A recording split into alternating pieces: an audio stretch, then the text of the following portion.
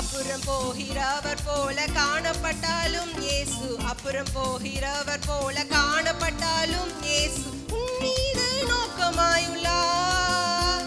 உன் நினைவெல்லாம் அவர் அறிவார். உன் மீது நோக்கமாயுள்ளார். உன் நினைவெல்லாம் அவர் அறிவார். காக்கின்றவர், உருவாக்கின்றவர், தோளின் மேல் சுமக்கின்றவர், அவர் தோளின் மேல் சுமக்கின்றவர். மோரியாவில் ஆபிரகாமை அவர் காணாதவர் போல் இருந்தார். மோரியாவில் ஆபிரகாமை அவர் காணாதவர் போல் இருந்தார். ஈசாக்குக்கு மறுவாழ்வளித்து பாலூதி பெருகச் செய்தார். அவர் பாலூதி பெருகச் செய்தார். அப்புறம் போகிறவர் போல காணப்பட்டாலும் இயேசு, அப்புறம் போகிறவர் போல காணப்பட்டும் இயேசு. கப்பலின் அடித்தட்டினில் அவர் காணாதவர் போல அயர்ந்தார். கப்பலின் அடித்தட்டினில் அவர் காணாதவர் போல அயர்ந்தார். எழுந்து வந்தார், அதட்டி சென்றார், அக்கறை கடந்து சென்றனர். அவர்கள் அக்கறை கடந்து சென்றனர்.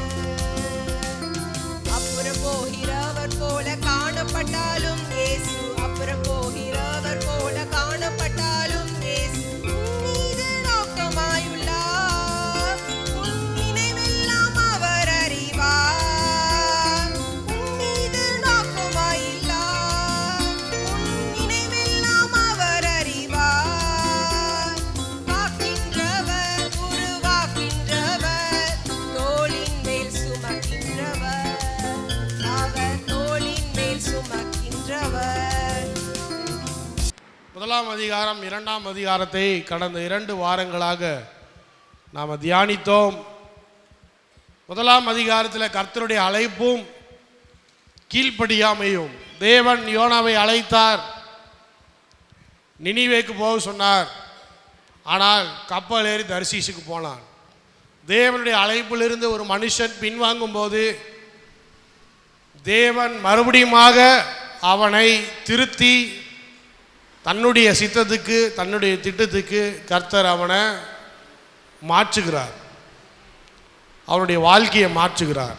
அப்படியாக மாற்றினார். அவன் என்ன பண்ணான்? மீனின் வயிற்றிலே கடந்த வாரம் பார்த்தோம் எப்படி ஆண்டவரை நோக்கி ஜெபம் செய்தான் என்று சொல்லி. கடந்த வாரத்தில் மீனின் வயிற்றில் யோனா ஜெபித்தான். ஆண்டவரை நோக்கி இன்னொரு வாய்ப்பை ஆண்டவரிடத்தில் கேட்டார். கர்த்தர் எவ்வளவு மன உறக்கம், கிருபை நிறைந்தவர் அப்படின்னு சொல்லி பாருங்க. அவனை மறிக்காமல் பாதுகாக்க அவனுக்கென்று ஒரு மீனையே ஆயத்தம் பண்ணி வச்சிருந்தார். அல்லேலூயா. நம்ம ஆண்டவரை விட்டு பின்வாங்கும் போது கூட, விலகி ஓடும்போது கூட கர்த்தர் என்ன பண்ணுறார்? நம்ம வாழ்க்கையில் நன்மை செஞ்சுட்டு தான் இருக்கிறார். ஏன்னா அவருடைய கிருபை, அவருடைய இரக்கம் அந்த மாதிரி. சர்ச்சுக்கு வராமல் ஊர் சுற்றுற விசுவாசிங்களாக இருக்கிறாங்க. பாஸ்டர் வாரம் சொல்லிட்டு தான் இருக்கிறாரு. இன்னும் நல்லது தான் நடக்குது அவங்க வாழ்க்கையில். எங்கேயாவது அடி விழுவுதா, ஆக்சிடெண்ட் ஆகுதா, ஸ்தோத்திராப்பெல்லாம் சொல்லக்கூடாது. நல்ல முறையில் போயிட்டு வரட்டும். இன்னும் கிருபை உள்ளவராக தான் இருக்கிறார் ஆண்டவர். அல்லேலூயா. இன்னும் கிருபை உள்ளவராக தான் இருக்கிறார். அப்போது அங்கேயும் மீனின் வயிற்றில் யோனாவை 3 நாட்கள் பாதுகாத்து மீனுக்கு கட்டளையிடுகிறார். நீ மறுபடியுமாக போய் இவனை வாந்தி பண்ணு. மறுபடியும் இப்போ என்ன நடக்குது? 3ஆம் அதிகாரத்தில் 2ஆம் தரம் கர்த்தருடைய வார்த்தை யோனாவுக்கு உண்டாகி அவர் வாசிங்க. நீ எழுந்து மகா நகரமாகிய நினிவேக்கு போய், நீ எழுந்து மகா நகரமாகிய நினிவேக்கு போய், நான் உனக்கு கற்பிக்கும் வார்த்தையை அதற்கு விரோதமாய் பிரசங்கி என்றார். நான் உனக்கு கற்பிக்கும் வார்த்தையை அதற்கு விரோதமாய் பிரசங்கி என்றார். யோனா எழுந்து கர்த்தருடைய வார்த்தையின்படியே நினிவேக்கு போனான். கர்த்தருடைய வார்த்தையின்படியே நினிவேக்கு போனான். நினிவே 3 நாள் பிரயாண விஸ்தாரமான மகா பெரிய நகரமாய் இருந்தது. அல்லேலூயா. ஆமென். இரண்டாவது தரம் கர்த்தருடைய வார்த்தை யோனாவுக்கு உண்டாகி, ஒரு சில ஆளுங்கிட்ட பாஸ்டர் இல்லை கர்த்தர் 2 முறை 3 முறை 4 முறை கூட பேசிட்டு இருக்கிறார். ஆனால் என்ன பண்ண மாட்டேங்கிறாங்க, ஆண்டவருக்கு கீழ்ப்படிய மாட்டேங்கிறாங்க. சத்தம் கேட்குதா? ஆண்டவருடைய சத்தம் உங்கள் வாழ்க்கையில் கேட்குதா? அல்லேலூயா. என் வாழ்க்கையில் ஆண்டவருடைய சத்தம் கேட்டுச்சு. இன்ஜினியரிங் காலேஜ் படித்து கொண்டு இருக்கும்போது 3வது ஆண்டில் கேம்பஸ் இன்டர்வியூ. அந்த கேம்பஸ் இன்டர்வியூவில் முதல் 2 ரவுண்டு கிளியர் பண்ணிட்டேன். ஒரு நல்ல ஒரு கம்பெனி, அந்த கம்பெனி பேர் ஏதோ ஒன்று மறந்து போயிடுச்சு. 3வது ரவுண்டில் அந்த கம்பெனியோடைய HR ஒரு ஆள் உட்காந்துருக்காரு. நான் போகிறேன். எனக்குள்ளே ஒரு தடுமாற்றம். என்ன தடுமாற்றம்னா, அந்த தடுமாற்றத்தை எப்படின்னு சொல்ல முடியாது, ஆனால் ஒரு தடுமாற்றம். நான் போகும்போது அவர் கேட்குற கேள்விக்கு எதுவுமே நான் சரியாக பதில் சொல்லவே இல்லை. அவர் கேட்டார், நீங்கள் கிறிஸ்டினான்னு கேட்டார். ஆமாம் நான் கிறிஸ்டின்னு சொன்னேன். ஞாயிற்றுக்கிழமை கம்பெனி வச்சா வருவீங்களான்னு கேட்டார். கண்டிப்பாக வரமாட்டேன்னு சொன்னேன். நீங்கள் போகலாம் அப்படின்ட்டாரு. என்ன சொல்லிட்டாரு? நீங்கள் போகலாம். ஏன்னா அதுக்கு முன்னாடி கேட்ட கேள்விக்கு எதுக்கு சரியாக பதிலும் சொல்ல. உடனே இவருங்க போனோடனே அவருக்கு ஒரு சான்ஸ் ஆகி போச்சு. அடுத்து 1-2 கம்பெனி வரதா சொன்னாங்க. எல்லா அரியர் எதுவுமே இல்லை, அவங்க கேட்குற பர்சன்டேஜ் எல்லாமே இருக்குது. சரி இந்த கம்பெனி போனால் என்ன, அடுத்த கம்பெனிக்கு போகலாம் அப்படின்னு சொல்லி அடுத்த கம்பெனிக்கு போகும்போது ப்ரிப்பேர் ஆகும்போது ஆண்டவருடைய சத்தம் உண்டாயிற்று. அல்லேலூயா சொல்லுங்க. மகனே, நான் உன்னை என்ன செய்ய சொன்னா நீ என்ன செய்து கொண்டிருக்கிறாய். நீ எந்த கம்பெனிக்கு போனாலும் நீ பாஸ் ஆகவே மாட்ட. அல்லேலூயா. நீ எந்த கம்பெனிக்கு போனாலும் பாஸே ஆக மாட்ட. அப்புறம் என்ன பண்ணேன், 2 கம்பெனி விட்டுட்டேன் தடுமாற்றத்திலே. அப்புறம் ஒரு டீச்சர் கூப்பிட்டாங்க. கூப்பிட்டு என்ன கேட்டாங்க, ஏப்பா உனக்கு எல்லா பர்சன்டேஜெல்லாம் இருக்குது, அரியர்லாம் எதுவுமே இல்லை, கிளியர் பண்ணியிருக்குது. நீ ஏன் அந்த கேம்பஸ் பிளேஸ்மெண்ட்லாம் அட்டன் பண்ணாமல் ஹாஸ்டல்லே உட்காந்துருக்குற அப்படின்னு நான் சொன்னேன், எனக்கு கேம்பஸ் பிளேஸ்மெண்ட்டு வேணாம் அப்படின்னு சொன்னேன். என்னை மேலே கீழேயும் பார்த்தாங்க. என்னடா அது, அவன் வேலை வேணும்னு சொல்லுவான், இவன் வேலை ஏன்பா? இல்லைங்க நான் பைபிள் காலேஜுக்கு அப்ளிகேஷன் போட்டிருக்கிறேன் அப்படின்னு. எப்படி பைபிள் காலேஜுக்கு அப்ளிகேஷன் போட்டிருக்கிறேன்? ஒன்றும் முன்னே பார்த்து சிரித்தாங்க. அதுக்கப்புறம் அவங்களுக்கு சொல்ல விருப்பம் இல்லை எதுவும். இப்போ நான் என்ன பண்ணிட்டேன், ஸ்தோத்திரம் ஆண்டவரே, அப்போ இதுக்கு மேலே நமக்கு கம்பெனி எதுவும் வேண்டாம். நிறைய நண்பர்கள் போனாங்க, பிளேஸ் ஆனாங்க, ஒரு சிலர் கம்பெனிக்கு போனாங்க, பாதி பேர் போகல, அதெல்லாம் 2வது. ஒரே ஒரு வார்த்தை எனக்குள் உண்டாகி, நான் காட்டுகிற வழியிலே என்னுடைய சத்தத்தை கேட்டு செவி கொடுத்து நீ செல்கிறாயா? அல்லேலூயா சொல்லுங்க பார்ப்போம். அல்லேலூயா. உங்களுடைய வாழ்க்கையிலும் பலமுறை தேவனுடைய வார்த்தை உண்டாகி இருக்கிறது. யோனாவுக்கு 2வது முறை தேவனுடைய வார்த்தை உண்டாகுது. முதல் முறை கீழ்ப்படியில் வேற பக்கம் போனான். 2வது முறை ஆண்டவருடைய வார்த்தை உண்டாகிறது. நீ ஆண்டவருக்கு செவி கொடுப்பாய் என்று சொன்னால் கர்த்தர் உன் வாழ்க்கையில் பேசுவார். அல்லேலூயா. நிறைய பேர் ஆண்டவருக்கு காதுகளை திறந்து கொடுக்கறதே கிடையாது. மறுபடியும் எழும்பி சொல்றாரு, நான் உனக்கு கற்பிக்கும் வார்த்தையை நினிவேக்கு விரோதமாய் போய் பிரசங்கின்னு சொல்றார்.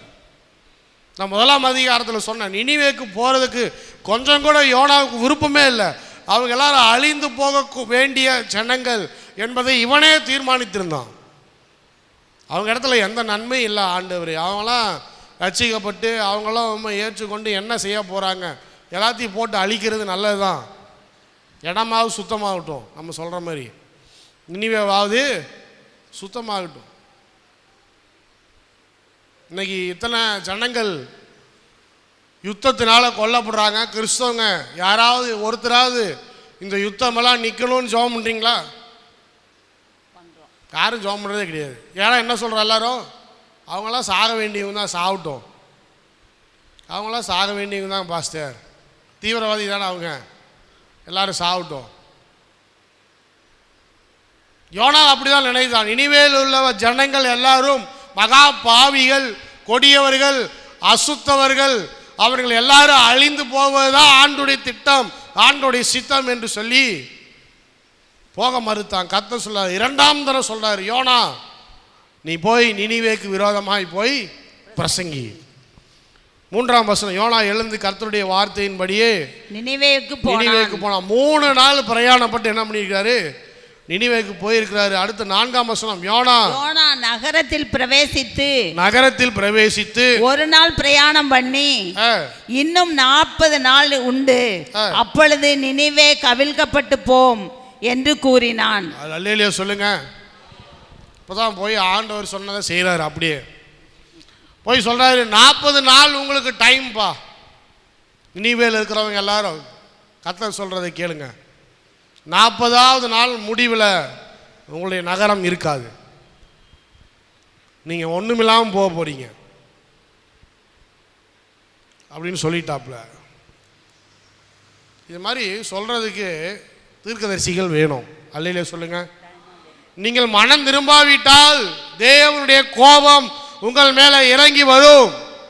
உங்கள் பாவத்திலிருந்து நீங்கள் மனம் திரும்பாவிட்டால் தேவ அக்கினியை கொண்டு இந்த நகரத்தை அவர் சுட்டரிப்பார்.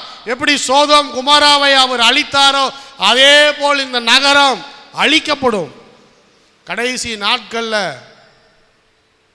எத்தனையோ நகரங்கள் பாவத்தில் சிக்கி, பாவத்தின் பெருக்கத்தில் அந்த கூக்குரலின் சத்தம் ஆண்டவருடைய சமூகத்தை எட்டி கொண்டு இருக்கிறது. அப்போ கர்த்தர் சொல்றாரு, நீங்க எத்தனை பேர் இந்த நகரங்களுக்கு விரோதமாய் போய் பிரசங்கம் செய்து நீங்க மனம் திரும்பாவிட்டால் தேவனுடைய கோபம் உங்க மேல வரும் சொல்லி எத்தனை பேர் ஆண்டவர் தீர்க்கதரிசிகளாக வைத்திருக்கிறார் இன்றைக்கு? நான் யூடியூப்ல ஒரு வீடியோ பார்த்தேன். இந்த ரீசண்டாக ஏதோ ஒரு வெள்ளம் ஒன்று வந்துச்சு. அந்த வெள்ளம் வர்றதுக்கு முன்னாடி தீ விபத்து, வெள்ளம் இல்லை, தீ விபத்து அமெரிக்காவில். தீ விபத்து வர்றதுக்கு முன்னாடி ஒரு சகோதரி என்ன பண்ணிக்கிறாங்க, ஏர்போர்ட்டில் நின்று போர்டு வச்சுட்டு, அந்த தீ விபத்து நடக்கிற அந்த நகரத்தினுடைய ஏர்போர்ட்டு, அந்த ஏர்போர்ட்டில் போர்டு வச்சுட்டு அவங்க என்ன சொல்கிறாங்க, கர்த்தர் சொல்கிறாரு, இந்த நகரத்தில் பாவம் அதிகமாக இருக்குது, நீங்கள் எல்லாம் மனம் திரும்பாவிட்டால் தேவனுடைய கோபம் இந்த நகரத்தை அழிக்கும் அப்படின்னு சொல்லிட்டு அந்த அம்மா ஃப்ளைட்டில் ஏறி போயிடுச்சு. 1 வாரம் கழித்து பயங்கரமான தீ விபத்து. எல்லாரும் அந்த வீடியோவை அதுக்கப்புறம் எடுத்து போட்டாங்க. ஒரே ஒரு வீடு மட்டும் எரியல அப்படின்னு சொன்னாங்க பாருங்க, அந்த தீ விபத்து. அந்த ஒரு வீடு யாருன்னு பார்த்தா ஆண்டவருடைய விசுவாசி. அந்த வீடு மட்டும் பாதுகாக்கப்பட்டுச்சு. எப்படின்னு தெரியல, ஆச்சரியமாக இருக்குது. எல்லா வீடுகளும் எரிஞ்சு போயிடுச்சு, ஒரே ஒரு வீடு மட்டும் எரியல அப்படின்னு சொல்லி அதிசயமாக சொன்னாங்க. அப்போது 40 நாட்களிலே இந்த நினிவே பட்டணம் என்பது தரைமட்டமாகும். கர்த்தர் சொல்லுகிறார், நீங்கள் உங்கள் பாவத்திலிருந்து மனம் திரும்பாவிட்டால் தேவனுடைய கோபம், தேவனுடைய அக்னி உங்கள் மேலே இறங்கி வரும். அல்லேலூயா சொல்லுங்க. தீர்க்கதரிசிகளை கர்த்தர் ஆசீர்வதிக்கிறதுக்கு மட்டும் அழைக்கல. தீர்க்கதரிசிகளுடைய பிரதான நோக்கமே என்ன? நகரத்துக்கு விரோதமாய், ஜனங்களுக்கு விரோதமாய், ராஜ்யத்துக்கு விரோதமாய் பேசுகிறவன் தான் தீர்க்கதரிசி. இப்போ கர்த்தர் ஒரு தீர்க்கதரிசி எழுப்பி போய் மோடியை சந்தி அப்படின்னு சொன்னார்னா, மோடியை ஆசீர்வதி ஆண்டவரே, மோடிக்கு இன்னும் நிறைய பணம் தாரோம், இன்னும் நல்ல வயசை தாரோம், இன்னும் நிறைய பலனை தாரோம், இன்னும் நிறைய நாடு சுற்றணும் இவர் அப்படின்னு ஜெபம் பண்ணுறதை காட்டிலும் என்ன சொல்லணும்? தேவனாகிய கர்த்தர் சொல்லுகிறார், கிறிஸ்துவ மக்களை, தேவனை ஆராதிப்பதை இந்த அரசு தடை செய்யும்னு சொன்னால், அவங்களுக்கு விரோதமாக எழும்புனீங்கன்னு சொன்னால், அவங்களுக்கு விரோதமாக பேசுனீங்கன்னு சொன்னால், இந்த பாவமெல்லாம் மாறலன்னு சொன்னால் தேவனுடைய கோபாக்கினை இந்திய தேசத்தின் மேலே வரும், அதை யாரும் தடுத்து நிறுத்த முடியாது அப்படின்னு போய் சொல்கிறவங்க தான் தீர்க்கதரிசி. ஒரு அல்லேலூயா சொல்லுங்க. அல்லேலூயா. அப்போ தீர்க்கதரிசின்னு சொன்னால் வெறும் ஆசீர்வாதம், வெறும் அற்புதம், கர்த்தர் உங்களை அப்படி நடத்துவார், இப்படி நடத்துவார், உங்களுக்கு பணம் கொடுப்பார், உங்களுக்கு வேலை கொடுப்பார் அப்படின்னு சொல்கிறது தீர்க்க தரிசனம் மாத்திரம் அல்ல. ஒரு மனுஷன் செய்கிற பாவத்தையும் ஒரு தேசம் செய்கிற பாவத்தையும் அந்த தேசத்தின் தலைவர்கள் செய்கிற பாவத்தையும் கண்டித்து உணர்த்துகிறவர்கள் தான் தீர்க்கதரிசி. அந்த தேசத்துக்கு விரோதமாய் பிரசங்கம் செய்கிறவர்கள் தான் தீர்க்கதரிசி. அல்லேலூயா. நிறைய பேர் அமெரிக்காவுக்கு விரோதமாகவே தீர்க்கதரிசனம் பேசியிருக்கிறாங்க. ஒரு முறை அமெரிக்காவில் பப்ளிக் ஸ்கூல்ஸில் பைபிளையோ ப்ரேயரையும் நிப்பாட்டிட்டாங்க. பைபிள் இருந்த எல்லா இடத்துலையும் பைபிள் இருக்கும், ஒரு அதிகாரம் வாசிப்பாங்க. அந்த அதிகாரத்தை நிப்பாட்டிட்டு ஒரு கிறிஸ்தவ ப்ரேயர் இருக்கும், அந்த கிறிஸ்தவ ப்ரேயரை நிப்பாட்டிட்டு இந்துக்காரங்க முஸ்லீம்காரங்க எல்லாரையும் கூட்டிகிட்டு இவன் 2 நிமிஷம் பண்ணுறது, அவன் 2 நிமிஷம் பண்ணுறது, அவன் 2 நிமிஷம் பண்ணுறது. ஒருத்தர் கேட்டார், அவர் ஒரு தீர்க்கதரிசி. இந்த அமெரிக்க தேசமே இந்த வேத புஸ்தகத்தினால தான் உருவாக்கப்பட்டிருக்கிறது.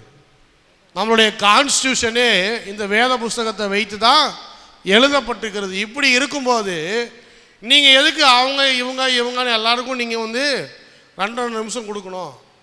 நம்மளுடைய சட்டத்திட்டங்களில் வேதம் இருக்குது, அதே போல் நம்மளுடைய ஸ்கூலில் வேதம் இருக்கிறதுல என்ன தவறு இருக்குது? ஏன் ப்ரேயரை நிப்பாட்டுறீங்க? நீங்கள் என்னைக்கு ப்ரேயரை நிப்பாட்டுறீங்களோ அன்னைக்கே அந்த ஆசீர்வாதம் எல்லாம் உங்கள் வீட்டு போயிடும் அப்படின்னு. அதே மாதிரி கடந்த 10 ஆண்டுகளில் அமெரிக்கா பொருளாதாரம் ஒன்றும் இல்லாமல் சீரழிஞ்சு போயிடுச்சு, ஜபத்தையும் வேத புஸ்தகத்தையும் நிப்பாட்டினால. அப்போ அன்றைக்கு ஒரு தீர்க்கதரிசி எழும்பி என்ன பண்ணார்? அமெரிக்காவுக்கு விரோதமாய் பேசினார். இங்கிலாந்துக்கு விரோதமாய் பேசுவார்கள், ஆஸ்திரேலியாவுக்கு விரோதமாய். இந்த மாதிரியான தேசங்களிலே நடக்கிற அநியாயங்கள், பாவங்கள், அதற்கு விரோதமாய் கர்த்தர் என்ன பண்றாரு? அவருடைய வார்த்தையை தீர்க்கதரிசிகள் மூலமா என்ன பண்றாரு? அனுப்புகிறார். அல்லேலூயா, அல்லேலூயா. அப்போ பாருங்க, யோனா போய் சொல்றாரு, 40 நாள் உங்களுக்கு டைமு, கர்த்தர் இந்த தேசத்தை அழிக்க போகிறார். 5ஆம் வசனம், அப்பொழுது நினிவேவில் உள்ள ஜனங்கள் தேவனை விசுவாசித்து உபவாசம் செய்யும்படி கூறினார்கள். பெரியோர் முதல் சிறியோர் மட்டும் ரட்டுடுத்தி கொண்டார்கள். அல்லேலூயா. இவர் செய்யும் போது, இவர் பிரசங்கம் செய்யும் போது என்ன நடக்குது அப்படின்னு பாருங்க. ஒரு மிகப்பெரிய மனம் திரும்புதல் அந்த தேசத்தில் நடக்குது. Great repentance. என்ன அப்படின்னு சொன்னால், முதலாவது இந்த சத்தத்தை கேட்கும் போது ஜனங்கள் ஆண்டவரை விசுவாசிக்க ஆரம்பித்தார்கள். கடைசி நாட்களில் என்ன நடக்கும்? இதே சம்பவம் தான் நம்மளுடைய தேசங்களிலே நடக்கும். அல்லேலூயா. நம்ம சுவிசேஷத்தை பிரசங்கிக்க வேண்டியது, சத்தியத்தை சொல்ல வேண்டியது நம்மளுடைய கடமை. யார் கேட்க போகிறாங்க பாஸ்டர்? யார் மனம் திரும்ப போகிறாங்க? அது நம்மளுடைய வேலை இல்லை. மனம் திரும்ப செய்கிறதோ ரட்சிக்கப்பட செய்கிறதோ யாருடைய வேலை? கர்த்தருடைய வேலை, பரிசுத்த ஆவியானுடைய வேலை. அல்லேலூயா. நம்ம எங்கே போய் சொல்லி அவங்க எங்கே கேட்க போகிறாங்க? அப்படி கிடையாது. கடைசி நாட்களில் ஆண்டவர் சொல்லார், மிகப்பெரிய ஒரு எழுப்புதல் வரும். அந்த எழுப்புதல் எப்படி வரும்? சுவிசேஷம் அறிவிக்கப்படும், பிரசங்கிக்கப்படும். ஆண்டவர் உங்களை என்னையும் தீர்க்கதரிசிகளாய் வைத்திருக்கிறார். பாவத்துக்கு விரோதமாய் பிரசங்கம் செய்ய வேண்டும். பிரசங்கம் செய்யும் போது அதை கேட்கிற ஜனங்கள் திரள் திரளாய், கூட்டம் கூட்டமாய் மனம் திரும்பி ஆண்டவருடைய சமூகத்திலே அவர்கள் வருவார்கள். அல்லேலூயா. நல்ல ஒரு உதாரணம் பார்த்தீங்கன்னா, பந்தியை வச்சு சொல்லியிருப்பார். ஒருத்தர் என்ன பண்ணுறார்? ஒரு முதலாளி நல்லா ஒரு பந்தியை சாப்பாடை ஆயத்தம் பண்ணுறாரு. ஆயத்தம் பண்ணிட்டு என்ன பண்ணுறாரு? எல்லாரையும் கூப்பிடுறாரு. ஆனால் ஒருத்தருமே வரல. என்னடா அது, சாப்பாடு இருக்குது ஆனால் ஆளுங்க இல்லை, அப்புறம் என்ன பண்ணுறாரு, போயிட்டு ரோட்டில் அங்கேயும் இங்கேயும் இருக்கிற ஆளுங்க எல்லோரும் என்ன பண்ணுறாரு, நொண்டி முடவன் குருடன் பிச்சைக்காரன் ஒன்றுத்துக்கு ஆகாதவன் அப்படி இப்படி கூப்பிட்டு எல்லாரையும் கூட்டிகிட்டு வந்து உள்ளே வச்சு பந்தியை நிரப்பிடுறாரு. இதுதான் கடைசி நாட்களில் நடக்கும். அல்லேலூயா. கடைசி நாட்களில் இதுதான் நடக்கும். ஆண்டவர் எதிர்பார்க்காத ஜாதிகளிலே, எதிர்பார்க்காத ஜனங்களிலே கிரியை செய்து அவருடைய சபையும் அவருடைய ஆலயத்தையும் கர்த்தர் நிரப்புவார். எங்க பாஸ்டர் நிரம்ப போகுது, யார் பாஸ்டர் சர்ச்சுக்கு வர போகிறா? நீ தான் வரமாட்ட. நீ வரலினா யார் வரமாட்டாங்களா? நீ வரலினா வீட்டில் இருந்துக்க. நீ எதுக்கு சர்ச்சையும் பாஸ்டரையும் குறை சொல்கிற? நொண்டி முடவன் குருட ஒன்றுத்துக்கு ஆகாதவன் எல்லாரையும் போட்டு ஆண்டவர் நிரப்ப போகிறார் கடைசி நாட்கள். அல்லேலூயா சொல்லுங்க. மாம்சமான யாவர் மேலும் தேவனுடைய ஆவி ஊற்றப்படும். அப்படி ஊற்றப்படும் போது திரளான ஜனங்கள் ரட்சிக்கப்படுவார்கள். திரளான ஜனங்கள் ஞானஸ்தானம் பெறுவார்கள். திரளான மக்கள் சுகம் பெறுவார்கள். ஆண்டவரை நோக்கி, சீயோனை நோக்கி வருகிற காலம் இந்த காலம். இது அறுவடையின் காலம். அல்லேலூயா சொல்லுங்க. அல்லேலூயா. அறுவடையின் காலம். என்ன நடக்குது? சத்தத்தை கேட்ட உடனே ரட்சிக்கப்பட்டாங்க. எல்லாரும் உபவாசம் இருக்கிறாங்க. பெரியோர் முதல் சிறியோர் மட்டும் ரட்டுடுத்தி கொண்டார்கள். அடுத்தது பெரியோர் முதல் சிறியோர் மட்டும் ரட்டுடுத்தி கொண்டார்கள். ரட்டுடுத்தி சாம்பல்ல உட்கார்றது. பழைய ஏற்பாட்டின் கலாச்சாரத்தில் சாக் கிளாத் அப்படின்னு சொல்லுவாங்க. அப்படின்னா இந்த ட்ரெஸ்ஸு, நம்மளுடைய ட்ரெஸ்ஸு நல்ல ட்ரெஸ்ஸை கழட்டிட்டு அந்த சாக்கு இருக்குது பாருங்க, சாக்கு தெரியுமா? சாக்கு போய் எல்லோரும் பார்த்துக்கிறீங்கள, துணி சாக்கு. அந்த துணி சாக்கு மாற்றி ஒரு கிளாத் இருக்குது அவங்களுக்கு. அது வந்து எதுக்கு அடையாளம்? செத்து போனவங்க, துக்கத்தில் இருக்கிறவங்க, அவங்க வந்து புலம்பலில் இருக்கிறவங்க, அப்படி தான் என்ன பண்ணுவாங்க, அந்த ட்ரெஸ்ஸை மாட்டிக்கிட்டு சாம்பல் எடுத்து அவங்க மேலே பூசிட்டு அப்படியே உட்காந்துக்குவாங்க. நாங்கள் வந்து எல்லோரும் துக்கத்தில் இருக்கிறோம், நாங்கள் வந்து இழப்பை சந்திக்கிறோம் அப்படிங்கிறதுக்கு அது அடையாளம். அதே போல் யோனாவுடைய செய்தியை கேட்ட பிறகு திரளான ஜனங்கள் உபவாசம் இருந்து ரட்டுடுத்தி அவர்கள் என்ன பண்ணுறாங்க, சாம்பலிலே உட்கார ஆரம்பிக்கிறார்கள். இது எதை குறிக்குதுன்னு சொன்னால், கர்த்தருடைய வார்த்தை பிரசங்கிக்கப்படும் போது, தேவனுடைய வார்த்தை அறிவிக்கப்படும் போது கர்த்தர் திரளான ஜனங்களை தன் பக்கம் திருப்புவார். விசுவாசிக்கிறவங்க அல்லேலூயா சொல்லுங்க. அல்லேலூயா. நம்ம தான் போகிறதில்ல, நம்ம தான் செய்கிறதில்ல, நம்ம தான் பேசுறதில்ல, பயப்படுறோம். மற்றவங்களாம் செய்கிறாங்க, நம்ம தான் நம்மளே நம்மளுடைய வாழ்க்கையே பார்த்துக்கிட்டு அப்படியே போயிட்டுருக்குறோம். ஆனால் ஆண்டவர் என்ன சொல்கிறாரு, நீ போய் சொல்லு, அவங்க மனம் திரும்புவாங்க. யோனா போய் சொன்னால் எல்லாரும் மனம் திரும்ப ஆரம்பிச்சிட்டாங்க. இப்போ தீர்க்கதரிசிக்கே ஆச்சரியம், என்னடா அது? நான் தான் முதல்ல சொன்னேனே, இவங்க எல்லாரும் அழிக்கப்பட வேண்டியவங்க நினச்சா இவங்க எல்லாம் உபவாசம் இருந்து செபிக்க ஆரம்பிக்கிறாங்க. நிறைய பேர் சொல்லுவாங்க, பாஸ்டர் என் பையனுக்காக ஜெபம் பண்ணுங்க, என் மகளுக்காக ஜெபம் பண்ணுங்க, கணவருக்காக ஜெபம் பண்ணுங்க. மனம் திரும்பவே மாட்டேங்கிறாங்க. முதல்ல நீங்கள் உட்கார்ந்து நீங்கள் உபவாசம் இருந்து ஜெபம் பண்ணணும். பாஸ்டர் ஜெபம் பண்ணுறாரா இல்லையோ, முதல்ல யார் மனம் திரும்பணும்? முதல்ல நீங்கள் மனம் திரும்பினா தான் அவங்க மனம் திரும்புவாங்க. ஒரு விசுவாசி வந்துட்டு இருந்துச்சு, ரொம்ப நாள் காணோம். எப்பட்றா அந்த விசுவாசியை பிடிக்கிறதுன்னு பார்த்தா வழியில் மாட்டிடுச்சு. ஏமா நல்லா தானே சபைக்கு வந்துட்டு இருந்தேன், உனக்கு என்ன பிரச்சனை? அது ஒன்றும் இல்லை பாஸ்டர், ஒன்றும் இல்லை, என்ன வந்தாலும் சொல்லு, நான் கொஞ்ச நாள் கழித்து வரேன். அது என்ன கொஞ்ச நாள் கழித்து வர்றது? இப்போ வராமல் கொஞ்ச நாள் கழித்து வர்றது என்ன? இல்லை, எங்கள் ஹஸ்பண்டு கொஞ்சம் பிரச்சனை பண்ணிகிட்டு இருக்கிறாரு. என்ன பிரச்சனை பண்ணுறாரு? என் மகளை கொண்டு போய் இந்து கோயிலில் கல்யாணம் பண்ணுறாரு. நான் கேட்டேன், நீ ஒரு விசுவாசி தானே? ஆமாம், நான் விசுவாசி தான். உன் மகளும் உன் கணவரும் ரட்சிக்கப்படுறதுக்கு நீ என்ன செஞ்சுருக்கிற இது வரைக்கும்? நீ பயந்து பயந்து பயந்து அவங்க சொல்கிறதெல்லாம் கேட்டுட்டு அவங்க பின்னாடியே போயிட்டு இருந்தீங்கன்னா பின்னாடியே போக வேண்டியது தான். நீயும் இந்துவாக தான் மாற போகிற. உனக்கு இருக்கிற ரட்சிப்பு, உனக்கு எடுத்த ஞானஸ்தானம், உனக்கு இருக்கிற ஆண்டவர் பக்தி, ஐயோ அதெல்லாம் என்னால் ஒன்றும் யாரும் என்னை ஒன்றும் பண்ணவே முடியாது, ஒன்றும் என்ன பண்ண முடியாது. இப்போவே நீ சர்ச்சுக்கு வரதை நிப்பாட்டிட்ட. இன்னும் கொஞ்ச நாள் போனால் என்ன ஆகும்? சுத்தமாக அங்கே போய் மந்திரம் ஓதிட்டு இருப்பா, அவ்வளோதான். இல்லை பாஸ்டர் நான் வந்துடுறேன். ஏன்னா விசுவாசத்துக்காக நீ நிற்கலன்னு சொன்னால் உன்னை சுற்றி இருக்கிற ஜனங்கள் யாரும் என்ன பண்ண மாட்டாங்க? ரட்சிக்கப்பட மாட்டாங்க. நீ உபவாசம் இருக்கலன்னு சொன்னால், நீ ரட்டுடுத்தி சாம்பலில் உட்காரலன்னு சொன்னால், நீ கதறலன்னு சொன்னால், நீ ஆண்டவர் நோக்கி கூப்பிடலன்னு சொன்னால், கர்த்தர் நிச்சயமாகவே உன் குடும்பத்தில் இறங்கவே மாட்டார். முதலாவது அந்த ரெஸ்பான்சிபிலிட்டி நமக்குள்ளே இருக்குது. சரி, நமக்காக பாஸ்டர் ஜெபம் பண்ணுவார், இப்போ நீங்கள் நான் சும்மா இருப்பேன். அவர் என்ன பண்ணுவார்? அவர் உபவாசம் இருந்து ஜெபம் பண்ணுவார், நான் சும்மா இருப்பேன். நடக்காது. ஒரு தேசம் சந்திக்கப்பட முதலாவது அந்த தேசத்தின் ஜனங்கள் எல்லாம் கர்த்தருக்கு பயந்து எல்லாம் உபவாசம் இருந்து ரட்டுடுத்தி சாம்பலில் உட்கார்ந்தாங்க.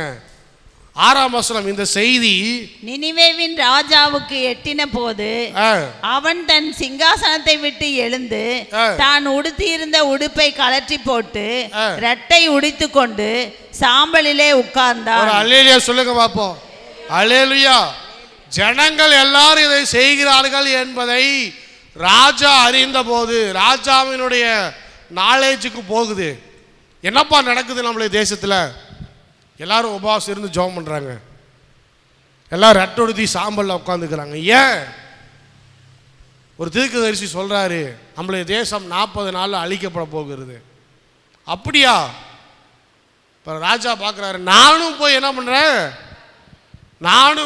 பண்ணுறேன்? உபவாசம் இருந்து அவங்களோட சேர்ந்து ரட்டொடுத்தி சாம்பலில் உட்கார போகிறேன். இப்படி தான் எழுப்புதல் வருகிறது. How revival is happening. எப்படின்னு சொன்னால், முதலாவது தேவனுடைய சத்தத்தை கேட்டு நம்ம எல்லாரும் மனம் திரும்பணும். சும்மா உட்காந்து எழுப்புதல் ஜெபம் பண்ணிக்கிட்டு மீட்டிங் போட்டு சாப்பாடு போட்டுருந்தா ஆகாது. இன்றைக்கி ஈரோட்டில் எழுப்புதல் மீட்டிங்கிறது ஃபேஷன் ஆயிடுச்சு. வாரம் ஒரு எழுப்புதல் மீட்டிங். நேற்று ஒருத்தர் வந்து நைட்டு எழுப்புதல் மீட்டிங் இருக்குங்கிறாரு. நான் கேட்குறேன், நைட்டு எப்படியா எழுப்புதல் வரும்? அதெல்லாம் வரும், நீங்கள் வாங்க அப்படிங்கிறாப்புல. எல்லா மீட்டிங்க்கும் பேர் இப்போ என்னது? எழுப்புதல் மீட்டிங். யாரும் கோச்சிக்காதீங்க. ஸ்தோத்திரம். எழுப்புதல் எப்படி வருது? முதல்ல நம்ம மனம் திரும்பணும். சபையில் இருக்கிற விசுவாசிகள் மனம் திரும்பணும். நம்ம ஜெபிக்கணும், நம்ம கீழ்ப்படியணும். ஆண்டவருடைய சத்தியத்துக்கு நம்ம கீழ்ப்படியணும். முதல்ல சபையில் எழுப்புதல் வரணும், அப்போ தான் தேசத்தில் எழுப்புதல் வரும். தேசத்தில் எழுப்புதல் வரும்போது தான் ராஜா பார்ப்பாரு. இந்த எழுப்புதலில் நான் போகலன்னா நான் அழிஞ்சு போயிடுவேன். அல்லேலூயா. அதில் ஒவ்வொரு சர்ச்சிலையும் ஒரு எழுப்புதல் வரணும். அதில் வீட்டில் எழுப்புதல் வரணும். முக்கியமான பாயிண்ட், அதை விட்டுட்டேன். வீட்டில் எப்போ எழுப்புதல் வரும்? எல்லோரும் சர்ச்சுக்கு வந்தால் தான் ஒரு ஹஸ்பண்டு தூங்குறது, மனைவி வர்றது, அப்புறம் பிள்ளைங்க எங்கேயாவது ஸ்கூலுக்கு போகிறது, மறுபடியும் அப்புறம் அவங்க வர்றது, இவர் வராமல் போகிறது, இப்படி போகிறது, அப்படி போகிறது, மாற்றி எப்படி சார் எழுப்புதல் வரும்? முதல்ல நீங்கள் எல்லோரும் ஒருமனப்பட்டு, நீங்கள் எல்லோரும் சேர்ந்து ரட்சிக்கப்பட்டு, நீங்கள் எல்லாரும் ஆலயத்துக்கு வந்து ஜெபம் பண்ணணும். அப்போ தான் ஆலயத்தில் எழுப்புதல் வரும். அதிகாலை ஜெபத்தில் போன வாரம் யாரையுமே காணோம். பாஸ்டர் அவர் பறந்து போயிருப்பார் அப்படின்னு இவங்க எல்லோரும் தூங்க ஆரம்பிச்சிட்டாங்க. நம்ம பறந்தா இங்கே எல்லாம் டம்மி ஆகிடுறாங்க. எப்படி எழுப்புதல் வரும்? ஒருவேளை பாஸ்டரை கர்த்தர் எடுத்துக்கிட்டாருன்னா என்ன பண்ணுவீங்க? ஸ்தோத்திரம். நீங்களும் சேர்ந்து வந்தால் ஸ்தோத்திரம். ரகசிய வருகைன்னு ஒன்று இருக்குதுன்னு வச்சுக்கோமே. பாஸ்டரை எடுத்துக்கிறாரு. கைவிடப்பட்ட விசுவாசிகளை யார் நடத்துறது? ஏன்னு சொன்னால் நம்ம மக்கள் என்ன பண்ணுறதில்ல, ஜெபிக்க வருவதில்லை. 2 நாள் மழை பெஞ்சா என்ன பண்ணிடுறோம்? குளிருதுடா சாமி, இன்னைக்கு பிரேயர் வேண்டாம் அப்படின்னு போத்திட்டு படுத்து தூங்கிடுறோம். நானும் தூங்குறேன், தூங்கலாம், எனக்கு என்ன. ஆனால் ஒரு நாள் கர்த்தர் கணக்கு கேட்பார். என்ன கேட்பார்? சபையில் இத்தனை நாள் ஜெபம் நடந்திருக்குது.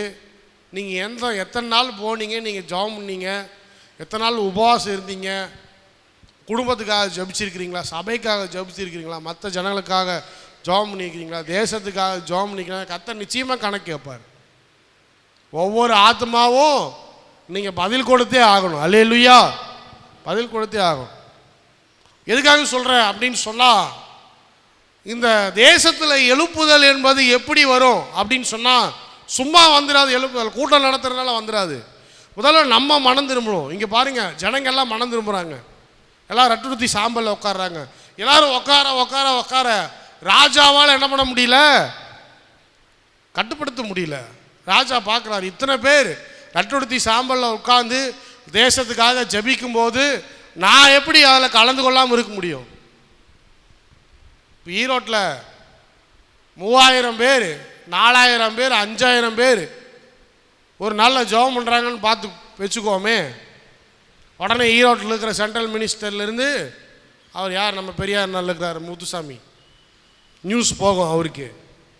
இந்த மாதிரி கிறிஸ்துவ மக்கள் எல்லாரும் உபவாசம் இருந்து ஈரோடு ரட்சிக்கப்படணும்னு சொல்லி ஜெபம் பண்ணுறாங்க. 2 பேர் 3 பேர்னா வரமாட்டார். எத்தனை பேர்ப்பா ஜெபம் பண்ணுறாங்க? 5000 பேர் ஜெபம் பண்ணுறாங்க. பன்னீர்செல்வம் பார்க்கில் உட்காந்து நிரம்பி வலிக்குது, டிராஃபிக் ஜாம் ஆயிடுச்சு, கூட்டம். சொல்லுவார், இப்போ நான் போலினா நமக்கு தான் பிரச்சனை, நான் போலினா நமக்கு தான் பிரச்சனை. உடனே அவரும் வந்துடுவார். நானும் ரட்டுடுத்தி, அதுதான் இங்கே நடந்துச்சு நினிவேல. ராஜா வந்து ஜனங்களோடு சேர்ந்து அவரும் உட்காந்து அழுக ஆரம்பிச்சிட்டாரு. அப்போ என்ன நடக்குது? மேலும் ராஜா தானும் தன் பிரதானிகளும் நிர்ணயம் பண்ணின கட்டளையாக நினிவேயில் எங்கும் மனுஷரும் மிருகங்களும் மாடுகளும் ஆடுகளும் ஒன்றும் ருசி பாராதிருக்கவும் மேயாமலும் தண்ணீர் குடிக்காமலும் இருக்கவும் மனுஷரும் மிருகங்களும் ரட்டினால் மூடிக்கொண்டு தேவனை நோக்கி உரத்த சத்தமாய் கூப்பிடவும் பொல்லாத வழியையும் தம் கையில் உள்ள கொடுமையையும் விட்டு திரும்பவும் கடவர்கள். அல்லேலூயா. எல்லாரும் தங்களுடைய பொல்லாத வழிகளை விட்டு, கவர்மெண்ட் ஆர்டருங்க நினிவேல கவர்மெண்ட் ஆர்டர் என்ன? யாரும் சாப்பிடக்கூடாது, விலங்குகளுக்கு சாப்பாடு போடக்கூடாது, தண்ணி கூட கொடுக்காதீங்க. எல்லாரும் ரட்டுடுத்தி விலங்குகளோடு சேர்ந்து எல்லாம் ரட்டுடுத்தி சாம்பல்ல உட்காருங்க. எல்லாரும் உங்களுடைய பொல்லாத வழிகளை விட்டு திரும்புங்கள். இதுதான் எழுப்புதல்னு சொல்றது. ஒரு அல்லேலூயா சொல்லுங்க. கவர்மெண்ட் ஆர்டர் என்னன்னு வரணும்? எல்லாரும் டாஸ்மாகை க்ளோஸ் பண்ணுங்க, ஹோட்டல் நட்சத்திர விடுதிகள் எல்லாத்தையும் க்ளோஸ் பண்ணுங்க, களியாட்டம் குத்தாட்டம் வெறியாட்டம் எதுவும் தமிழ்நாட்டில் நடக்கக்கூடாது. எல்லாரும் கிறிஸ்துவ மக்களோடு சேர்ந்து உட்கார்ந்து உபவாசத்தில் கலந்து கொண்டு ரட்டுடுத்தி சாம்பல்ல உங்களுடைய பொல்லாத வழிகளை விட்டுவிட்டு ஆண்டவரை நோக்கி கதறும்போது தான் நிச்சயமாகவே தமிழ்நாடு காப்பாற்றப்படும் என்று சொல்லி அரசாங்க முத்திரை. வாய்மையே என்னவா வெல்லும், வாய்மையே வெல்லும் போட்டு ஸ்டாம்ப் அடித்து என்ன பண்ணோம், அனுப்பணும் எல்லாருக்கும். அல்லேலூயா சொல்லுங்க. இதுதான் எழுப்புதலின் காலம். அல்லேலூயா. எங்கள் பாஸ்டர் நடக்க போகுது நினைக்காதீங்க. அல்லேலூயா. எங்கள் பாஸ்டர் நடக்கும். நீங்கள் எழுப்புதலில் ஆரம்பிச்சிங்கன்னா அது எம்கே ஸ்டாலின் இருந்தாலும் சரி, ஜோசப் விஜயா இருந்தாலும் சரி, பேரே இருக்குது யோசேப்புன்ட்டு. அல்லேலூயா. உண்மையான யோசேப்பா டூப்ளிகேட் யோசேப்பான்னு தெரில, கொஞ்ச நாள் போனால் தெரியும். ஆனால் பேர் இருக்குது. பேர் இருந்தால் வாய்ப்பு இருக்குது. எல்லா கரப்ஷன், எல்லா விதமான டாஸ்மாக்கு, எல்லா விதமான பார்ஸு, 5 ஸ்டார் ஹோட்டலில் நடப்படுகிற dancing club, midnight club,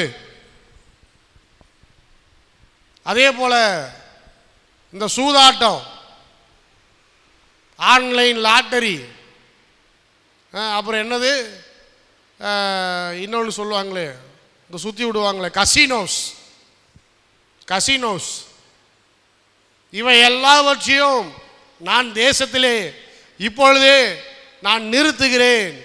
நானும் என் ஜனங்களும் சேர்ந்து ஆண்டவரை நோக்கி கதறப்போகிறோம். கர்த்தர் எங்கள் தேசத்தை ரட்சிக்கும்படியாக, எங்கள் பாவத்தை மன்னிக்கும்படியாக நாங்கள் எல்லாரும் சேர்ந்து கதறப்போகிறோம். நாட்கள் வந்துக்கிட்டே இருக்குது. இன்றைக்கி அமெரிக்காவில் இருக்கிற இந்தியாக்காரங்களெல்லாம் கூத்திட்டான். ஒரு பையன் கூட இனிமேல் சாஃப்ட்வேருக்கு போகவே முடியாது. எத்தனை நாள் நம்ம ஆளுங்க இங்கேருந்து அமெரிக்கா அமெரிக்கா அமெரிக்கான்ட்டு இருந்தாங்க. இனி உங்களுக்கு விருப்பம் இருக்குதோ இல்லையோ, யாரும் கூப்பிட போகிறதே இல்லை. ஸ்தோத்திரம். நம்ம சபையில் 2 பேர் இருக்கிறாங்க. துக்கமான செய்தி தான். ஊழியத்துக்கு போகலாம். அல்லேலூயா. எதுக்கு போகலாம்? எதுக்கு போகலாம்? நம்ம ஊழியத்துக்கு போகலாம், சுற்றி பார்க்க போகலாம். ஆனால் வேலைக்கு மட்டும் போக முடியாது. ஏன்? ஆண்டவர் சொல்லார், இந்திய தேசத்துக்காக ஜெபம் பண்ணு. அல்லேலூயா. இந்திய தேசத்துக்காக ஜெபம் பண்ணு. நிறைய பாஸ்டர்மார்கள் அங்கே போய் செட்டில் ஆகிட்டாங்க, நம்மள தேசத்தை மறந்து. நானும் தான் அமெரிக்காவுக்கு அப்ளிகேஷன் போட்டேன். ஸ்தோத்திரம். உங்களுக்கு தெரியாது இதெல்லாம். அங்கேருந்து ஒரு காலேஜில் என்னை கூப்பிட்டாங்க. காலேஜில் வந்து 3வது வருஷத்துல என்னமோ பார்த்தீங்கன்னு சொன்னால் சரி ரைட்டு. ஆனால் அப்போ அந்த நேரத்தில் பார்த்தீங்கன்னா அவங்க என்னென்னமோ சொன்னாங்க. இந்த ஃபார்மு அந்த ஃபார்மு, அதை செயல்படுத்தி இதை செயல்படுத்தி இதை வாங்கி அனுப்பு. இதில் ஒன்று கூட எனக்கு தெரியல. யார்கிட்டையா கேட்கலான்னு பார்த்தா அமெரிக்கான்னு சொன்னாலும் எல்லோரும் வாயை பொழந்து பார்க்குறான். நிறைய பாஸ்டர்மார்கள் இந்த மாதிரி அமெரிக்காவா அப்படிங்கிறாங்க. அதுக்கப்புறம் நான் வந்துட்டு சொல்கிறதுக்கு ஒன்றும் இல்லை. அப்போ தான் பார்த்தேன், சரி ஆண்டவர் இந்த அமெரிக்காவும் வேண்டாம் ஒன்றும் வேண்டாம், நமக்கு நீர் எங்கே காட்டுறீரோ அங்கேயே போயிடுறேன் அப்படின்ட்டேன். இப்போ அங்கேருந்து கூட எனக்கு அழைப்பு வந்துச்சு. போனேன்னா திரும்பி வந்திருக்கவே மாட்டேன். அல்லேலூயா. ஏன்னா போனவங்க யாரும் வந்ததில்லை, அதனால தான் சொல்கிறேன். ஒருவேளை நான் போயிருந்தேன்னா, அன்னைக்கு போயிருந்தேன்னா இங்கே மாதிரி ஒரு சபை இருந்திருக்காது, விசுவாசிகள் இருந்திருக்க மாட்டீங்க. இங்கே என்ன நடந்திருக்குமோ ஆண்டவருக்கு தான் தெரியும். ஸ்தோத்திரம். கர்த்தர் நிப்பாட்டிட்டார். அதுவும் உனக்கு அழைப்பு இல்லைன்ட்டார். ஸ்தோத்திரம். நிறைய பேர் அங்கே போயிடுறாங்க, நம்மளுடைய தேசத்தை மறந்து ஊழியத்தை மறந்து அங்கே போய் என்ன பண்ணிடுறாங்க, செட்டில் ஆகிடுறாங்க. என்ன நடந்துச்சு இன்றைக்கி பாருங்கள். இந்தியர்களுக்கு விரோதமாக அமெரிக்கா தேசம், லண்டன் தேசம், ஆஸ்திரேலியாவில் எல்லா இடத்துலையும் போராட்டம் வெடிக்குது. எல்லாரும் பார்க்குறான், கருப்பு மூச்சியா வெளியே போடா, சொல்லாத வார்த்தையே கிடையாது. கெட்ட கெட்ட வார்த்தையில் திட்டுறான். என் தேசத்தில் வந்து என்னுடைய வேலையை எடுத்துக்கிட்ட, என்னுடைய சாப்பாடு எடுத்துக்கிட்ட, எல்லாத்தையும் எடுத்துக்கிட்ட, போடா உன் நாட்டுக்குன்னு அடித்து துரத்துறான். தேவையா நமக்கு? கர்த்தர் கொடுத்த தேசத்தில் இருந்துக்கிட்டு இந்த தேசத்துக்காக ஜெபம் பண்ணாமல், இந்த தேசத்துடைய ரட்சிப்பை பார்க்காம, இந்த தேசத்தில் நம்ம போகலாம், யார் வேணான்னு சொன்னால் டூரிஸ்ட் விசாவில் யார் வேணாலும் போகலாம். போய் அழகாக பார்க்குறீங்களா, சுற்றி பார்க்குறீங்களா, வாங்கி சாப்பிட்றீங்களா, சொந்தக்காரங்களை பார்க்குறீங்க, என்ன வேணாலும் பண்ணுங்க. ஆனால் இந்த தேசத்தை குறித்த பாரமும் இந்த தேசத்தை குறித்த வைராக்கியமும் நமக்கு நிச்சயம் இருக்கணும். ஏன்னா இதுதான் நம்மளுடைய அழைப்பு. கர்த்தர் இதுக்காக தான் நம்மளை அழைச்சிருக்கிறார். இதை விட்டுட்டு எல்லாரும் போனாங்க. இன்றைக்கி என்ன நடக்குது? இன்றைக்கி என்ன நடக்குது? யாருக்குமே அங்கே உயிருக்கு உத்தரவாதம் கிடையாது. நாளைக்கு கொலை செய்கிறது கூட தயங்க மாட்டான். எல்லாரும் துப்பாக்கி வச்சுருக்கான். நம்ம நாட்டிலேயாவது யார்கிட்டையும் துப்பாக்கி இல்லை. ஸ்தோத்திரம். அது தெரியுமா? அமெரிக்காவில் வீட்டுக்கு வீடு துப்பாக்கி இருக்குது. சின்ன பையன் துப்பாக்கி வச்சுருக்கான். நம்ம தம்பி பார்க்க நம்ம ஐவனு அவனை மாதிரி 5வது படிக்கிறவன் 4வது படிக்கிறவனும் துப்பாக்கி வச்சுருக்கான், பிஸ்டன் வச்சுருக்கிறான். நாளைக்கு இனவாதத்தில் வெறியில் இந்த மாதிரி ஆட்கள் எல்லாம் துப்பாக்கி எடுத்து டமால் டமால் சுட்டாங்கன்னா என்ன ஆகுறது நம்ம நிலைமை? யோசித்து பாருங்கள். அடக்கம் பண்ணுறது கூட ஆள் இருக்காது. அதனால் நிறைய பேர் பாருங்கள், நம்ம தேசத்தை குறித்த பாரம் இல்லாமல், நம்ம தேசத்தை குறித்த அழைப்பு இல்லாமல், நம்மளுடைய தேசம் ரட்சிக்கப்படணும் அப்படிங்கிற எண்ணம் இல்லாமல், இந்தியர்களாக நம்மளை கர்த்தர் வச்சுருக்கிறாரு, இந்த தேசத்தை தூக்கி நிறுத்துவோம் அப்படிங்கிற ஒரு இது இல்லாமல் எல்லோரும் என்ன பண்ணாங்க, காசுக்காகவும் பணத்துக்காகவும் நல்ல வாழ்க்கை வாழணும் அப்படின்னு சொல்லிட்டு இவங்க எல்லாரும் அங்கே போனாங்க. இன்றைக்கி பார்த்தீங்கன்னு சொன்னால் எல்லா தேசங்களிலும் இந்தியர்களுக்கு விரோதமான குரல் எழும்புவதை நம்மளால் பார்க்க முடிகிறது. எப்படி யூதர்கள் திரும்பினாங்களோ அது மாதிரி இந்தியர்களெல்லாம் திரும்ப போகிறாங்க. அல்லேலூயா சொல்லுங்கள் பார்ப்போம். கஷ்டமாக தான் இருக்கும், கஷ்டமாக தான் இருக்கும். ஆனால் இதுதான் உலகம், இதுதான் கடைசி காலம். எல்லாம் இனவாதம், மொழிவாதம் பேசுகிற நாட்களுக்குள்ளே நாம் கடந்து போய் கொண்டு இருக்கிறோம். எல்லோரும் திரும்புவாங்க. இனிமேல் எல்லாம் இந்தியக்காரங்களாம் திரும்ப போகிறான். இப்போவே நிறைய யூடியூப் வீடியோஸ், நிறைய ஃபேஸ்புக்கில் பார்த்தீங்கன்னு சொன்னால் நிறைய பேஜஸ் ஓப்பன் ஆயிடுச்சு, பேக் டு இந்தியா அப்படின்னு சொல்லி. எனக்கே ஆச்சரியமாக இருக்குது. திடீர்னு ஒரு நாள் பார்க்கும்போது நிறைய பேர் அங்கேருந்து எப்படி இங்கே ஷிஃப்ட் ஆகிறாங்க அப்படிங்கிற அவங்களுடைய வாழ்க்கையின் செய்திகள் எல்லாத்தையும் என்ன பண்ணுறாங்க, அதில் எழுதி கொண்டு இருக்கிறாங்க. பிள்ளைகளுக்கு கஷ்டமாக இருக்குது, எஜுகேஷன் கஷ்டமாக இருக்குது, அங்கே நல்லா வசதியாக இருந்தோம், இப்போ எல்லோரும் கஷ்டப்படுறோம், ஆனாலும் இதுதான் அப்படின்னு சொல்லி நாங்கள் என்ன பண்ணுறோம், ஏற்றுக்கிறோம் அப்படின்னு சொல்லி நிறைய பேர் இப்போ பாருங்கள் அங்கேருந்து நம்மளுடைய தேசத்துக்கு திரும்ப ஆரம்பிச்சிருக்கிறாங்க. ஏன்னு சொன்னால் அங்கே இனவாதங்கள், மொழிவாதம், நிறம் பார்க்குற தன்மை இப்போ அதிகமாகிடுச்சு. ஆஸ்திரேலியாவில் பயங்கரமாகிடுச்சு. ஆஸ்திரேலியாவில் இந்தியக்காரனை பார்த்தாலே எடுத்து அடிக்கிறான். என்ன நடக்க போகுதுன்னு தெரியல. லண்டனில் போன ரெண்டு வாரமாக லண்டனில் மிகப்பெரிய பிரச்சனைகள். இந்தியாக்காரன் ஒருத்தங்க கூட இருக்கக்கூடாது, எல்லாரையும் துரத்துங்க. நம்ம ஆளுங்களும் இங்கேருந்து போய் சிலையெல்லாம் எடுத்துகிட்டு போய் அங்கே வச்சுக்கிட்டு இங்கே மாரியம் கோயில் ஊர்வலம் போகிற மாதிரி அங்கே போயிட்டு இருக்கிறான். போனால் எவனா விடுவானா? ஒருத்தன் போய் அவன் வீட்டு அவனுடைய ஊர் குளம் அழகாக இருக்குது, க்ளீனாக இருக்குது, அங்கே போய் சோப் போட்டு தேய்ச்சி குளிச்சுக்கிட்டு இருக்கிறான். விடுவானா எவனா ஒருத்தன்? அவன் தேசத்தில் போயிட்டு போங்கடா எல்லாம் திரும்ப, எங்கேருந்து வந்தீங்களோ அங்கேயே போங்க. அப்போது நாளைக்கு என்ன நடக்க போகுது என்பது நம்முடைய கையில் இல்லை. ஆனால் கர்த்தர் எதுக்காக அழைக்கிறார்? இந்த தேசத்துக்காக திறப்பிலே உட்கார்ந்து உபவாசம் இருந்து ரட்டுடுத்தி சாம்பல்ல உட்கார ஜனங்களை கர்த்தர் இன்றைக்கு கேட்டுக்கொண்டு இருக்கிறார். ராஜா உட்பட எல்லாரும் சேர்ந்து உட்கார்ந்து ஜெபம் பண்ணாங்க. 9ஆம் வசனத்தில் ராஜா சொல்றார், யாருக்கு தெரியும் நாம் அழிந்து போகாதபடிக்கு ஒருவேளை தேவன் மனஸ்தாபப்பட்டு தம்முடைய உக்கிர கோபத்தை விட்டு திரும்பினாலும் திரும்புவார் என்று கூற சொன்னார். ராஜா already published the news that God is going to save our country. ஏற்கனவே அவர் சொல்லிட்டார் எல்லாத்திட்டையும், கர்த்தர் மனம் திரும்புவார், எனக்கு நல்லா தெரியும், நம்மளை அழிக்க மாட்டார். அல்லேலூயா. இப்படி ஒரு ராஜா எழும்பணும். அல்லேலூயா. இப்பேற்பட்ட ராஜா இந்திய தேசத்தில் எழும்ப வேண்டும். ஆண்டவரை விசுவாசிக்கிற ஒரு ராஜா கர்த்தர் நிச்சயமாகவே மனம் திரும்புவாருங்க. அவர் நம்மளை அழிக்க மாட்டார்.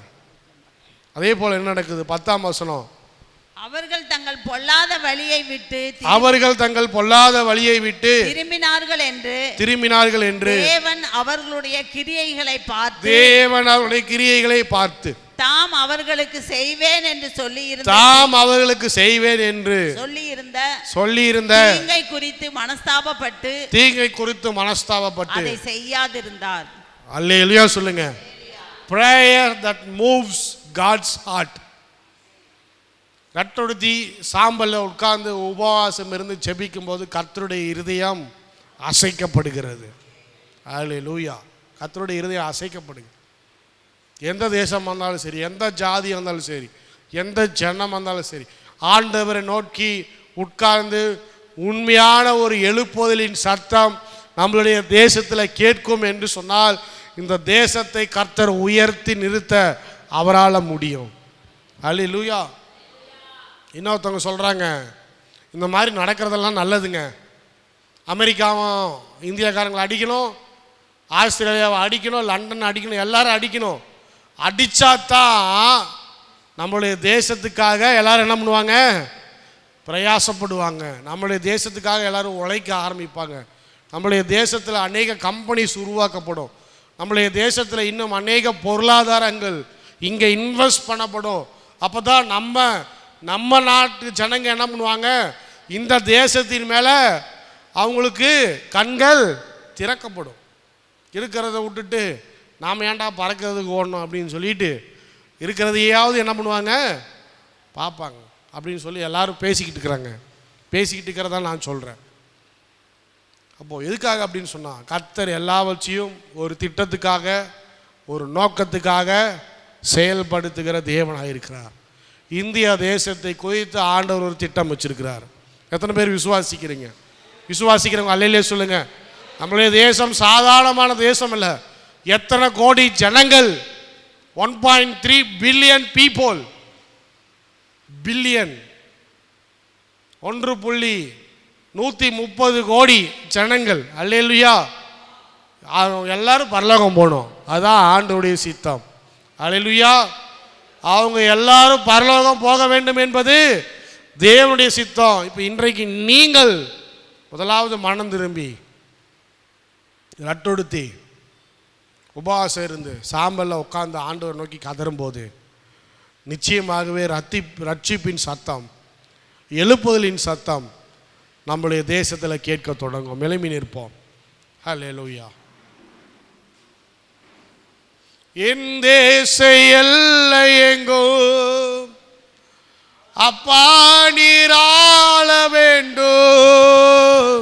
எல்லாரும் சேர்ந்து, என் தேச எல்லை எங்கும் அப்பா நீராள வேண்டும்.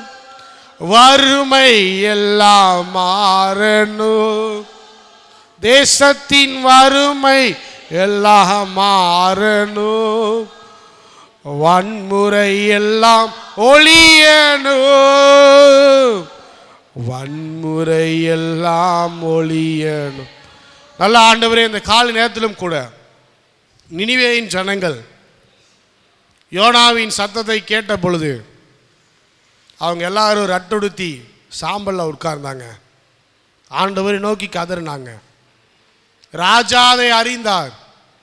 ராஜாவும் கேள்விப்பட்ட போது அரசாணை வெளியிட்டார். எல்லாரும் தங்களுடைய பொல்லாத வழியை விட்டு விலக வேண்டும், எல்லாரும் உபவாசம் இருந்து ரட்டொடுத்தி சாம்பலில் உட்காரணும்னு சொல்லி ராஜா ஆணை வெளியிட்டார். அந்த சத்தத்தை கேட்டு அந்த ஜனங்கள் மேலே என் தேவனாகிய கர்த்தர் மனம் இறங்கினீர், அவங்கள ரட்சிக்கப்பட வைத்தீர். அந்த கோபாக்கனிலிருந்து அந்த வேளையில் கர்த்தர் நீர் பாதுகாத்தீர். அதே போல் நாங்கள் சபையாய் சேர்ந்து எங்களுடைய தேசத்துக்காக நாங்கள் செபிக்கிறோம். திறப்பில் உட்கார்ந்து எங்கள் குடும்பங்கள் ரட்சிக்கப்பட, எங்களை சுற்றி இருக்கிற மக்கள் ரட்சிக்கப்பட, எங்கள் சபைகள் இன்னும் ரட்சிக்கப்படாதவர்கள் ரட்சிக்கப்பட, எல்லாரும் சேர்ந்து உம்மை நோக்கி பார்க்க செபிக்க நீர் எங்களுக்கு உதவி செய்யும்படியாக நாங்கள் செபிக்கிறோம். ஹல்லேலூயா, ஹல்லேலூயா. இன்னும் அநேக ஜப வீரர்கள் எழும்பணும் ஆண்டவரே. அநேக ஜப வீரர்கள் சபையில் எழும்பணும். தூங்கிட்டு இருக்கிற விசுவாசிகள் இயேசுவின் நாமத்தினால ஜெபிக்க வரணும். தூங்குற விசுவாசிகள் ஜபத்துக்கு வரணும். ஆண்டவரே, எங்களோடு சேர்ந்து ஜெபிக்கணும். கர்த்தர் அவங்க உள்ளத்தை மாற்றுங்க. வேலை வேலைன்னு ஓடிட்டு இருக்கிற விசுவாசிங்க இயேசுவின் நாமத்தினால ஜபத்துக்கு வரணும். கர்த்தர் அவங்க வேலையை மாற்றுங்கப்பா. ஹல்லேலூயா, ஹல்லேலூயா. உண்மையான எழுப்புதல் முதல்ல சபையில் வரணும். உண்மையான எழுப்புதல் முதல்ல குடும்பத்தில் வரணும். ஹல்லேலூயா. குடும்பத்தில் சகோதரிகள் மாத்திரம் ஜெபிக்கிறாங்க ஆண்டவரே, பிள்ளைகள் ஜெபிப்பதில்லை, ஆண்கள் ஜெபிப்பதில்லை. அவங்க உள்ளத்தை உடைங்க, உள்ளத்தை உடைங்க. ஒவ்வொரு ஆண்களுடைய உள்ளத்தையும் உடைங்க இயேசுவின் நாமத்தினால. மனைவியை மட்டும் ஜபத்துக்கு அனுப்பிட்டு ஜபம் பண்ணாமல் இருக்கிற ஆண்கள் இயேசுவின் நாமத்தினால அவனுடைய உள்ளம் உடைக்கப்படட்டும். முதல்ல குடும்பத்தில் ஒரு எழுப்புதலை தாங்க, குடும்பத்தில் எழுப்புதலை தாங்க. அடுத்து சபையில் எழுப்புதலை தாங்க. சபையில் எழுப்புதலை கொடுத்த பிறகு இந்த முத்தம்பாளைய பகுதியில் ஒரு எழுப்புதலை தாங்க ஆண்டவரே. ஹல்லேலூயா. முத்தம்பாளைய பகுதியில் இருக்கிற எல்லா ஊழியங்கள், எல்லா ஆராதனைகள், எல்லா சபைகள் எல்லாருக்கும் எழுப்புதல் இயேசுவின் நாமத்தினால. அடுத்து ஈரோட்டுக்கு ஒரு எழுப்புதல், அடுத்து தமிழ்நாட்டுக்கு எழுப்புதல், அடுத்து தேசத்துக்கு எழுப்புதல். ஹல்லேலூயா. இதை செய்யும்படியாக நான் செபிக்கிறேன். கடைசி நாட்களில் நிச்சயமாய் நிறைவேறும், நிச்சயமாக நிறைவேறும். இந்திய தேசத்திலே தமிழ்நாடு ஒரு முன்மாதிரியான ஒரு மாநிலமாய் திகழ போகிறதுக்காக நன்றி ஆண்டவரே. முதலாவது தேசத்தில் தமிழ்நாடு தான் எழுப்புதலை சந்திக்க போகிறது என்று நாங்கள் விசுவாசித்து நாங்கள் செபிக்கிறோம். நீரே பாதுகாத்து கொள்ளுங்க, வழி நடத்துங்க, வந்த ஒவ்வொருவரையும் ஆசீர்வதிங்க. சகல துதிக்கான மகிமையெல்லாம் உமக்கே செலுத்துகிறோம். இயேசுவின் நாமத்தினால செபிக்கிறோம் நல்ல பிதாவே, ஆமென். வழியறியா நேரத்தில் வனாந்திர பாதையில் வார்த்தையால் நடத்தீரே. கால்களின் தீபமாக, கால்களின் தீபமா, பாதையில் வெளிச்சமா, இதுவரை நடத்தி உமக்கு நன்றி ஆண்டவரே. நன்றி நன்றி உமக்கே நன்றி நன்றி நன்றி உமக்கே உமக்கே. உள்ளத்தில் ஆழ்த்திருந்து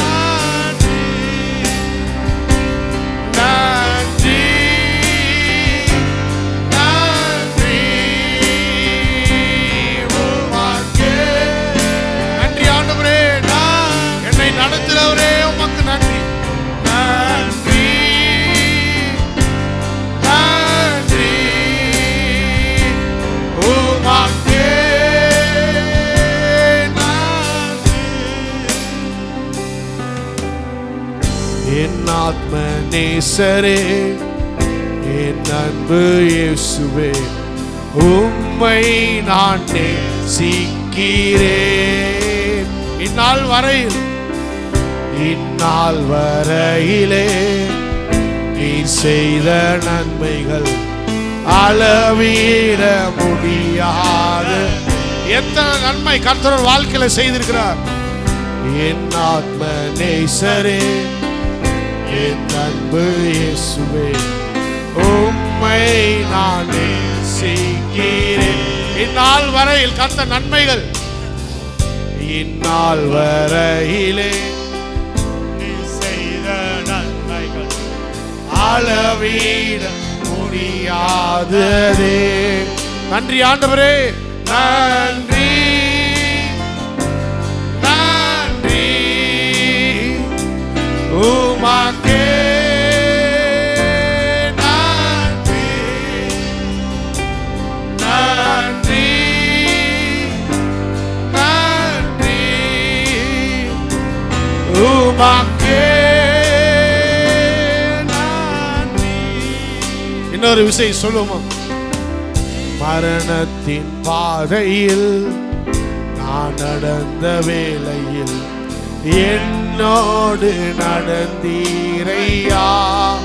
ஒவ்வொரு நாள் கண்ணீரின் பாதையில, கண்ணீரின் பாதையில் கலகி நின்ற வேளையில் உன் மேலம் தந்தீரையா.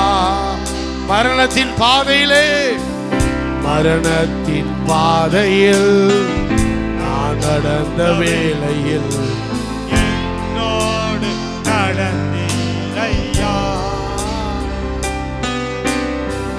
கண்ணீரின் பாதையில் கலங்கி நின்ற வேளையில் உன் மேலன் தந்தீரையா. நன்றி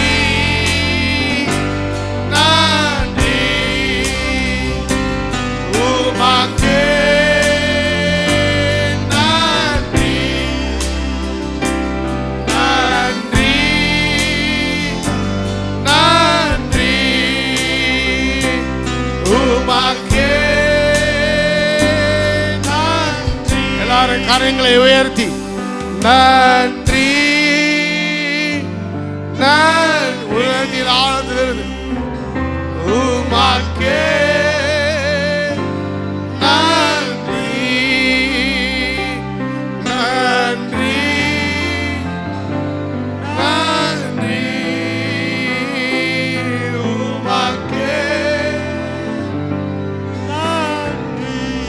தட்டி ஆண்டவரை மகிமைப்படுத்துமா? எத்தனை நாள் கர்த்தர் நல்லவராய் இருந்து உன்னை பாதுகாத்து வழி நடத்தி எல்லா தேவைகளையும் சந்தித்து எல்லா பிரச்சனைகளிலிருந்து கர்த்தர் உன்னை விடுதலையாக்கி ஹல்லேலூயா நிலைநிறுத்தி வைத்திருக்கிற தேவனை நினைத்து ஸ்தோத்திரம் ஸ்தோத்திரம் ஸ்தோத்திரம் ஸ்தோத்திரம் ஸ்தோத்திரம்.